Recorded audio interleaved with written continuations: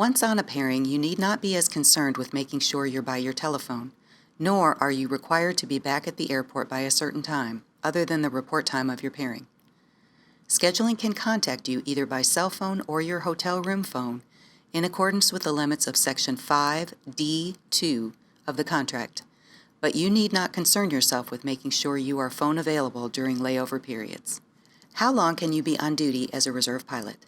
Please don't try to memorize these. We just want you to know that there are some rules to protect you and that you know where to find them. See Section 8E5 of the contract when needed. If unassigned, your reserve availability period, or RAP, can go to a maximum of 14 hours.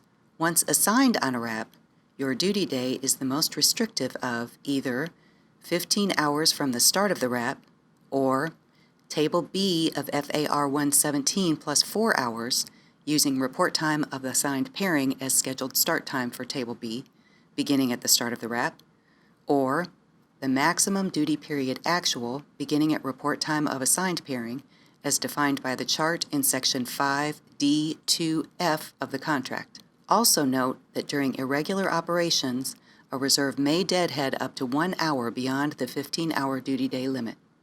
Once on a pairing and not on a RAP, for instance on day 2 or later of a multi-day pairing, your RAP time is no longer considered for duty day limit calculations, since you are not required to be phone available while on the pairing, so a duty day then is governed by 5D2F. For a handy Part 117 reference guide, be sure to check the SWAPA iPad app. After completing a pairing on reserve and returning to domicile, a reserve pilot must contact scheduling. At that time, one of 3 things will occur. The pilot will either be given another assignment, continued on duty. If unassigned and with more days remaining in the reserve block, he will be released no later than 8 hours after that day's report time, or no later than 7 hours from report time if on the last day of a block, released to rest or released from the reserve block. In accordance with 8D9 of the CBA, a pilot on a reserve assignment cannot be reassigned into an unscheduled overnight once he has returned to base on the last day of the reserve block. However, you may be offered the option of an assignment into an unscheduled overnight on the last day of a reserve block for a premium pay.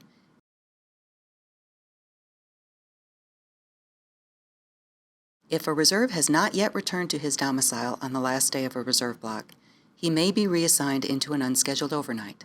However, scheduling is supposed to consider all other options prior to placing a reserve on an unscheduled overnight.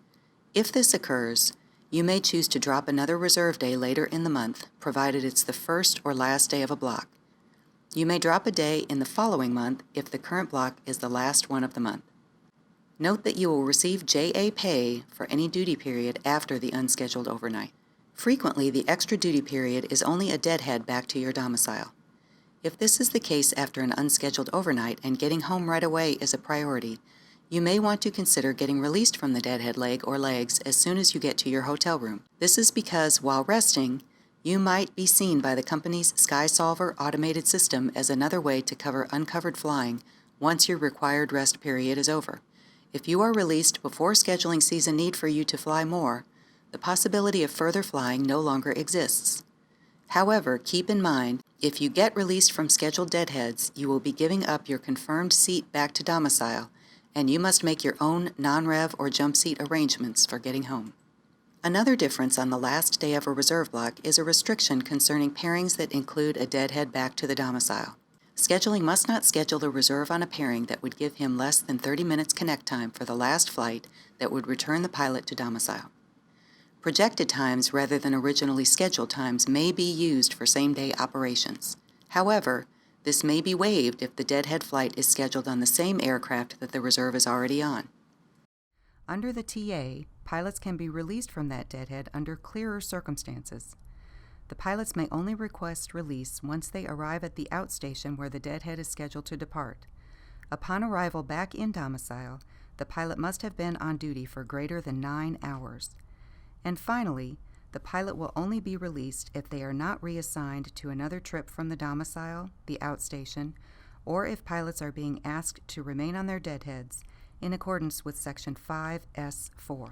On the last day of a reserve block, if the reserve pilot is not assigned to a pairing, he will be released after the first 7 hours of his RAP. This release is automatic and there is no need to call scheduling to be released. However, if the reserve pilot is assigned to a pairing, normal reserve duty day limits apply in accordance with Section 8E5A of the CBA. Reserve pilots will not be scheduled to block in past 17:30 domicile time, except under certain circumstances listed in 8E6B of the CBA. Under these circumstances, premium pay would apply to all legs that block in past 17:30 domicile time. Month-to-month overlap can create a 6-day reserve block, but you can designate one night as a non-RON. You must make the request with scheduling by 0900 on the 24th. See Section 5I2L for details. Thanks again for watching. We hope this video has helped answer some of your reserve questions. When concerns on reserve arise, please consult Section 5 and 8 of the CBA. As always, please feel free to email your domicile rep with any questions you have.